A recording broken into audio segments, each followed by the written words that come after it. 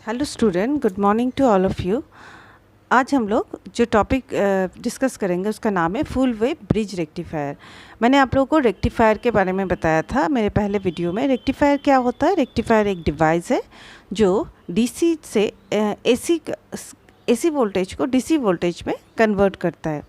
पहले देख लेते हैं कि इसका एप्लीकेशन क्या क्या होता है। एप्लीकेशन में अगर देखते हैं तो जैसे मैंने बताया था आप लोगों को, चार्जर, बैटरी चार्जर हो गया। ये जो आप लोग हमेशा ही अपने साथ लेके रहते हो, कहीं पे भी सबके घर में ही होगा बैटरी चार्जर।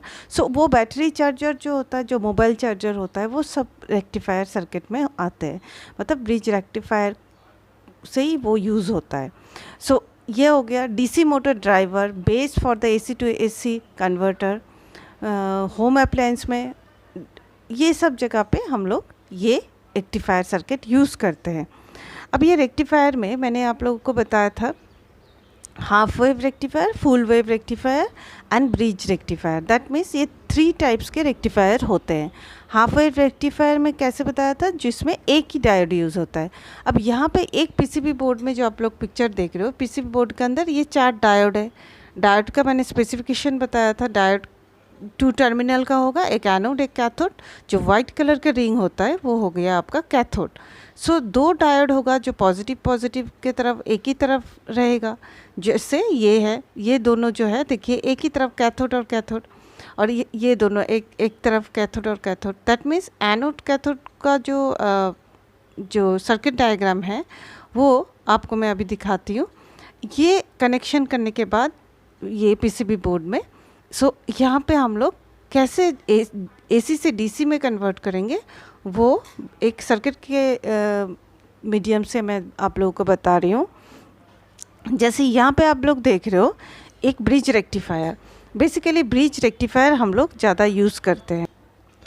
ब्रिज रेक्टिफायर हम लोग इसलिए यूज़ करते हैं बिकॉज इसी रेक्टिफायर सर्किट से हम लोग बैटरी चार्जर से लेके घर के सारे जो इलेक्ट्रिकल डिवाइस होते हैं जिसमें एसी से डीसी में कन्वर्ट होता है, वो हम इसी ब्रिज रेक्टिफायर से प्रैक्टिकली बनाते हैं। यहाँ पे आप लोग देख रहे हो एसी सप्लाई, लेकिन ये क्या है? रिंग ये एक ट्रांसफार्मर में। ट्रांसफार्मर बेसिकली क्या होता है? ट्रांसफार्मर में 2 कॉयल होता है, एक प्राइमरी कॉयल एक सेकेंडरी कॉयल। उसी कॉयल में वोल्टेज को थोड़ा सा स्टेप डाउन और स्टेप अप करके हम लोग एसी वोल्टेज को यहाँ पे इनपुट में देते हैं। ये हो गया एसी सप्लाई। यहाँ से ट्रांसफार्मर के थ्रू एसी सप्लाई, बेसिकली हम लोग का एसी सप्लाई कितना आता है? 230 वोल्ट। 230 वोल्ट को स्टेप डाउन ट्रांसफार्मर से हम थोड़ा वोल्टेज को कम करके यहाँ पे सपोज 12 वोल्ट का एक ट्रांसफार्मर लगा दिया। 12 वोल्ट का जो एसी सप्लाई आएगा, वो एसी सप्लाई को हम और थोड़ा सा रिड्यूस करके, मतलब हम डीसी में जब कन्वर्ट करेंगे, जैसे हम सपोज़ यहाँ पे हमें 5 वोल्ट का एक बैटरी चार्जर चाहिए 5 वोल्ट से ही। 5 वोल्ट डीसी के लिए हम सर्किट को ऐसे बनाएंगे कि 5 वोल्ट डीसी सप्लाई उसमें आए। यहाँ पे देखिए 4 डायोड है। ये ब्रिज रेक्टिफायर बनाने के लिए हमें 4 डायोड यूज़ करना है, D1, D2, D3 and D4। ये सारे डायोड को हम कैसे कनेक्शन करेंगे? 2 फॉरवर्ड बायस में और 2 रिवर्स बायस में। जैसे यहाँ पे आप लोग देख रहे हो D1 एंड D2, D1 और D2, ये D4 एंड D3। यहाँ पे और थोड़ा सा डिटेल्स में अगर देखते हैं, ये वर्क कैसे करता है। जैसे यहाँ पे एक लोड लगा दिया जाए, सपोज़ यहाँ पे एक बल्ब लगा रहे हैं। ये बल्ब कैसे ग्लो करेगा? जैसे यहाँ से एसी वोल्टेज आ रहा है। एसी वोल्टेज जब भी यहाँ, मैंने एसी वोल्टेज का जो वेव फॉर्म होता है वो मैंने बताया था पॉजिटिव नेगेटिव, एक साइनसोइडल वेव फॉर्म होता है। जो पॉजिटिव साइकिल में जब होगा तब कनेक्शन क्या होगा? D1 and D2 forward bias में हो जाएगा। D1 D2 अगर फॉरवर्ड बायस में होता है तो ये D2 एंड D3, ये जो दो डायोड आप लोग देख रहे हो, ये 2 डायोड रिवर्स बायस में फ्लो करेगा। यहाँ से करंट फ्लो नहीं करता है। पॉजिटिव हाफ साइकिल में करंट यहाँ से फ्लो करके ये D1 के अंदर से जाता है, फिर ये लोड में आता है। ये दोनों डायोड उस टाइम पे फॉरवर्ड बायस होता है। इसका वेव फॉर्म कैसे होगा? ये साइनसोइडल वेव फॉर्म का जो पहले का जो वेव फॉर्म होता है पॉजिटिव नेगेटिव। पहले फर्स्ट हाफ साइकिल में ये दोनों डायोड फॉरवर्ड बायस हो जाएगा। अब सेकेंड हाफ साइकिल में क्या होगा? सेकेंड हाफ साइकिल में मतलब जब साइनोसोडल वेव फॉर्म, यहाँ पे जो आप देख रहे हो एक साइनोसोडल वेव फॉर्म मैं आपको दिखाती हूँ। यहाँ पे ये साइनोसोडल वेव फॉर्म, जैसे यहाँ पे देख रहे हो ये आउटपुट है, तो ये वेव फॉर्म को नीचे की तरफ अगर ले जाया जाए तो ये हो गया हमारा साइनोसोडल वेव फॉर्म। सो ये जब नेगेटिव हाफ साइकिल में आता है तब क्या होता है, ये दोनों diode D3 D4 forward bias में आ जाता है, लेकिन D1 एंड D2 ये दोनों रिवर्स बायस में। सो करंट कैसे फ्लो करता है, यहाँ से पॉजिटिव होके यहाँ से होके ये लोड में कनेक्ट हो गया। सो ऐसे करके दो डायोड पहले वर्क करता है, फिर दो डायोड वर्क करता है, सेकेंड हाफ साइकिल में दो डायोड वर्क करते हैं।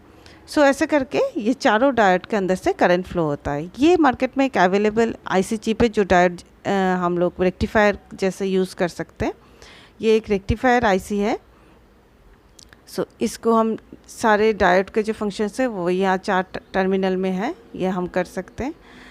सो ये हो गया हमारा ब्रिज रेक्टिफायर। ब्रिज रेक्टिफायर के मैंने क्या बताया था, एक बार पॉजिटिव और एक बार नेगेटिव जो फॉर्म साइकिल होगा, जो वेव फॉर्म का साइकिल होता है, उससे ये दो डायोड पहले वर्क करेगा फिर दो डायोड वर्क करेगा।